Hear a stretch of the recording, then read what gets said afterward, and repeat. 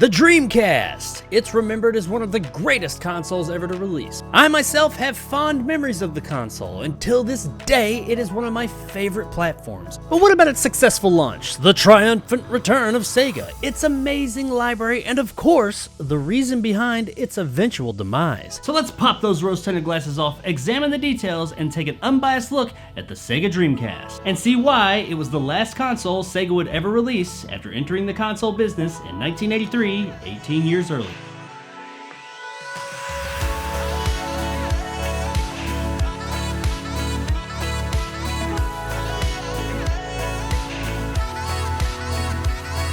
Last week, we looked at the fairly positive reception of the Dreamcast post-launch. While there were some concerns about the controller design, most outlets praised its solid launch lineup, affordable power, and truly next-gen design and performance, giving it overall high marks. Sega and the Dreamcast were riding a much-deserved high, but unfortunately, that wouldn't last for too long. Which brings us to the saddest part of this story: the fall.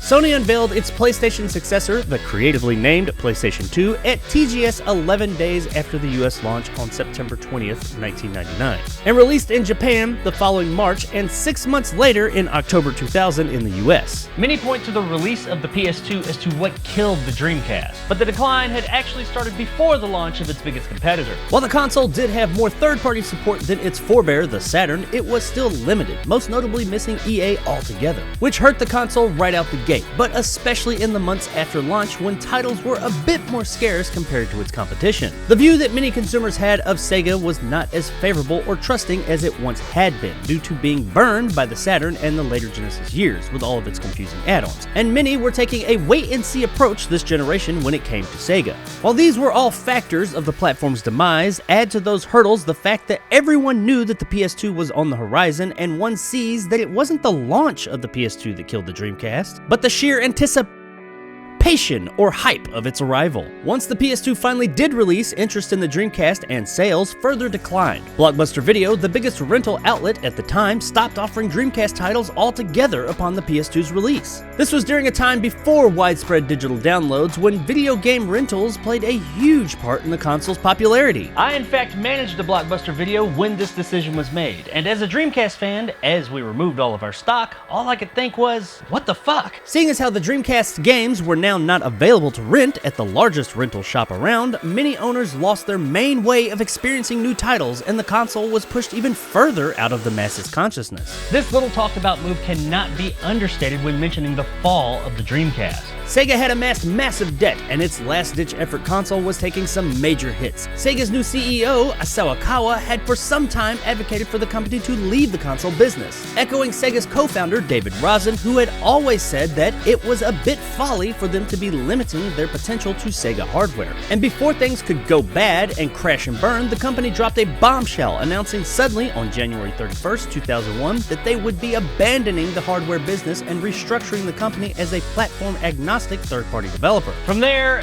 things moved fairly quickly. The Dreamcast was officially discontinued on March 31st, 2001, with the final Dreamcast unit manufactured being autographed by the heads of all 9 of Sega's internal game development studios, plus the heads of Visual Concepts and Sega's sound studio Wavemaster, and given away with 55 first-party Dreamcast games to a competition organized by GamePro magazine, and is probably worth about $1 gazillion today. The console's price was dropped multiple times over the next few months in order to clear out stock, dropping as low as $49.95 in the US. And after all was said and done, the console sold a worldwide total of 9.13 million units. Official games for the Dreamcast continued to release after its discontinuation in Japan for a while, however releases ceased in the US midway through 2002. I remember holding out hope that this decision would be turned around, but that hope would fade into disappointment and eventually acceptance. And I would be forced to give up the ghost and move on to greener pastures. On a final positive note for Sega, not Dreamcast owners, after 5 consecutive years of financial losses, Sega finally posted a profit for the fiscal year ending March 2003. And with that,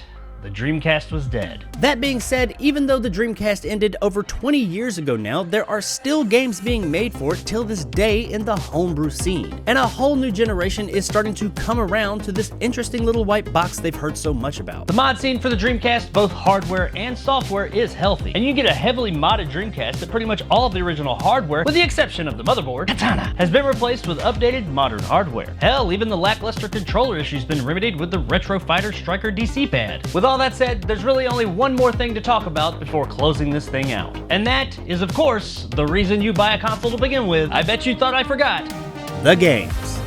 And also brings us to the end of this chapter, though far from the end of the story. So if you've enjoyed what you've seen thus far, then check out the next part 1 week from the release of this video, right here in this 5-part series. And also, if you missed the last one, check it out right here. Visit my other channel, RetroJakeXY, link in the description, where videos like this will reside moving forward, and maybe consider hitting the subscribe button. I want to say thanks to all my patrons out there. Without you guys' support, videos like this would not be possible. And a special thanks to my top tier members, Mark G and Silverlock. You guys rock. If you want to support the channel, consider hitting the like and subscribe button. Or if you want to do a bit more, check out the exclusive benefits over on my Patreon. And until next time, you're beautiful, you're awesome, and I love absolutely every one of you. Thanks for watching.